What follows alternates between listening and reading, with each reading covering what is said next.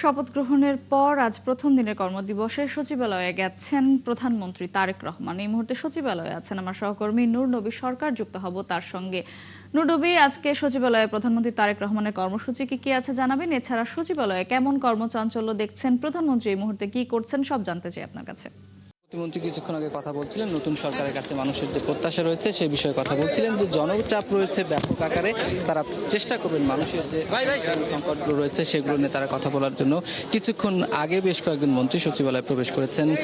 ভূমিমন্ত্রীকে আমরা যেতে দেখেছি গৃহায়ন ও গণপূর্ত প্রতিমন্ত্রী উঠেছেন, গণমাধ্যমের সাথে কথা বলেছেন আইনমন্ত্রী মোহাম্মদ আসাদুজ্জামান। তিনি বলেছেন যে জনপ্রত্যাশা নিয়ে মানুষ সরকারে ভোট দিয়েছে, নির্বাচিত করেছে, তারা চেষ্টা করবে জনমানুষের সেই প্রত্যাশা পূরণ করার জন্য।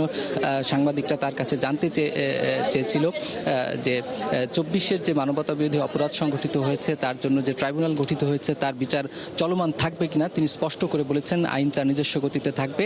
এবং আরেকটি বিষয় সাংবাদিকরা আমরা জানতে চেয়েছিলাম যে গণপরিষদে তো শপথ নেয়নি বিএনপি নির্বাচিত এমপিরা, তার বিষয়ে তিনি বলেছেন দলের পক্ষ থেকে মুখপাত্র গতকাল শপথ অনুষ্ঠানে যে কথাটি বলেছেন, অর্থাৎ সংবিধান অনুযায়ী না হওয়ার কারণে তারা শপথ নেননি, সেই অবস্থানে দল এবং সরকার একদম অটুট রয়েছে, এরকম কথা তিনি বলেছেন। তারেক রহমান তার দপ্তরে অফিস করছেন, সেখানে স্বরাষ্ট্রমন্ত্রী সহ বেশ কয়েকজন মন্ত্রীকে আমরা যেতে দেখেছি এবং বিভিন্ন দপ্তরে কিন্তু মন্ত্রীরা যোগদান করছেন। কর্মকর্তা কর্মচারীরা ফুল দিয়ে মিষ্টি দিয়ে তাদেরকে বরণ করে নিচ্ছেন। সচিবালয়ে একটি উৎসব মুখর আমেজ এবং আরেক ধরনের চাঞ্চল্য কিন্তু বিরাজ করছে। নতুন মন্ত্রণালয়ে দপ্তর বন্টন হওয়ার পরে সচিব বা কর্মকর্তা কর্মচারীদের যে রদবদল হবে সে বিষয়টিও কিন্তু সচিবালয়ে ঘিরে ব্যাপক আলোচনা হচ্ছে। এক ধরনের অর্থাৎ নির্বাচিত সরকার আসার পরে জনপ্রশাসনের যে ধরনের কর্মচাঞ্চল্য থাকে সেরকম অবস্থা আমরা সচিবালয়ে আজকে দেখতে পাচ্ছি।